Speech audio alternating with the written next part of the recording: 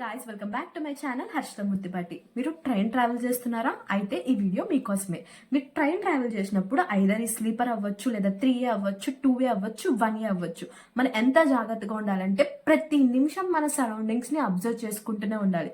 Because మనకి trouble అనేది ఏ side నుంచి వస్తుంది అనేది మనం గెస్ కూడా చేయలేం.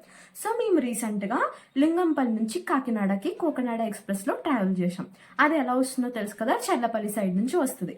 సో సడన్ గా చెల్లపల్లి వచ్చేసరికి ఒక స్ట్రేంజ్ పర్సన్ మా కంపార్ట్మెంట్ ఎక్కాడనమాట.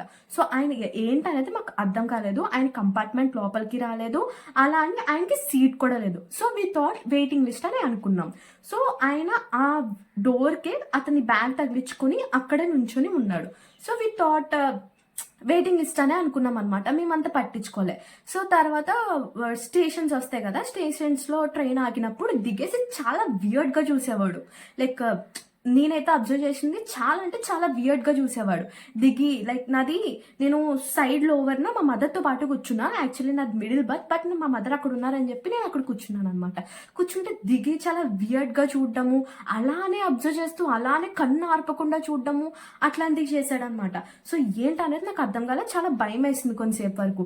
సర్లే, నాతో పాటు మిగతా ప్యాసింజర్స్ కూడా ఉన్నారు కదా, నేను ఎందుకు భయపడాలని చెప్పేసి నేను కూడా కొంచెం ధైర్యంగా ఉన్నానమాట.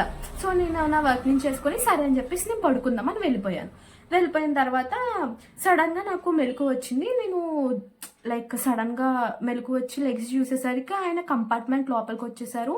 సైడ్ కింద లోవర్ లో ఒక ఉమెన్ వాళ్ళ బాబుతో పడుకొని ఉంటే ఆ మధ్యలోకి వెళ్ళిపోయాడు అనమాట. గ్యాప్ ఉంటది కదా, ఆ గ్యాప్ దగ్గరికి వెళ్ళి నుంచున్నాడు. నాకు అసలు అర్థం కాలేదు. ఒక్క నిమిషం బ్రెయిన్ అసలు వర్క్ చేయలేదన్నమాట. ఏం చేయాలని వెంటనే ఎవరన్నా పిలుద్దామన్నా అందరూ ఫుల్ స్లీప్ లో ఉన్నాడు.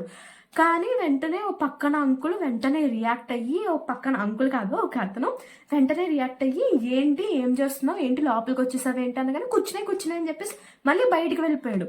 సో అదంతా అబ్జర్వ్ చేసిన ఇంకొక అంకుల్ మళ్ళీ వెంటనే వెళ్ళి, ఏంటి నువ్వు ఏం చేస్తున్నావు ఇక్కడ లోపలికి వచ్చి, నీ దగ్గర టికెట్ ఉందా ఏంటని అడిగితే, మేరకు తెలుగు నయ్యాత మీరు కుచ్ మే సమజ్ మే నహీ ఆ రహా అంటున్నాడు. సో మాకు ఇంకా ఏం చేయాలో కూడా అర్థం కాలేదు. సో అంకుల్ వెంటనే లోపలికి వచ్చేసి, మీరు జాగ్రత్తగా ఉండండి, ఏం కాదు, మేము అందరం ఉన్నాం కదా అనేసి అన్నారనమాట.